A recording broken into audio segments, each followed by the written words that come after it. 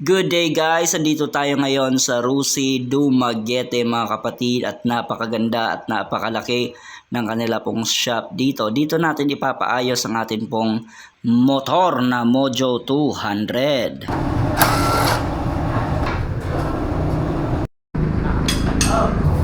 Sibo.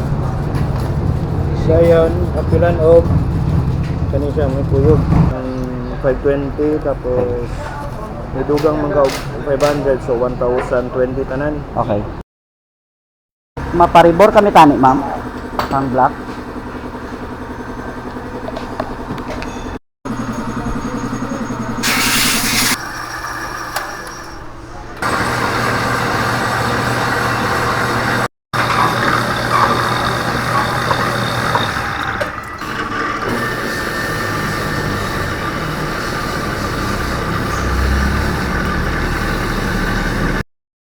Sari kami sa Sibulan.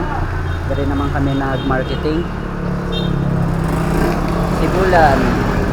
So, are ako no pod marketing. Well, anad sa mo. Salamat.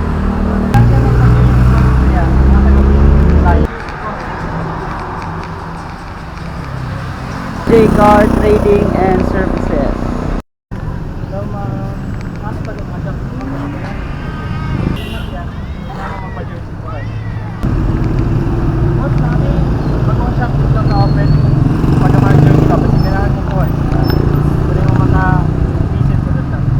Tayo among nalakaw ay.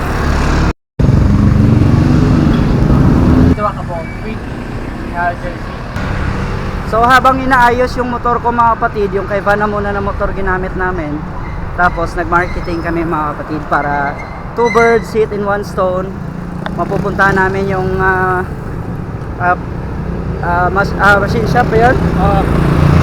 Kung saan pinaayos yung makina ng motor. Bali yung nangyari sa motor ko, bali re-rebore, madadagdagan ng 50cc yung aking motor. Mas lalakas siya mga kapatid. So mas lalakas din yung gasolina. At pagkatapos po nating mag-marketing dito po sa Sibulan ay hiniram po natin ang motor ni Vans TV at ayan angkas ko ngayon si Bench sa aking likod. Hinubad niyo yung helmet kasi medyo private naman yung daanan.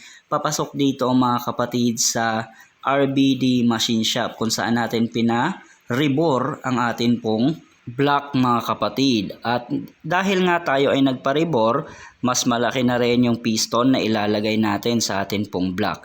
Pabalik na tayo at pupunta na tayo doon sa RBD Machine Shop para kunin yung ating black mga kapatid. At meron tayong naging kaibigan habang tayo ay naghihintay. Let's go! Busing ah. Free lang, free. Umana na busing. Isa na lang lagi bilin pod. Isa na lang lagi pod bilin. Nami page busing para makapalo po ka. SKC Dumaguete. Shout out busing oh. Mekaniko dire sa ano. Unsa lugar busing? Sa Dumaguete. Dumaguete. Coyote na siya. Okay.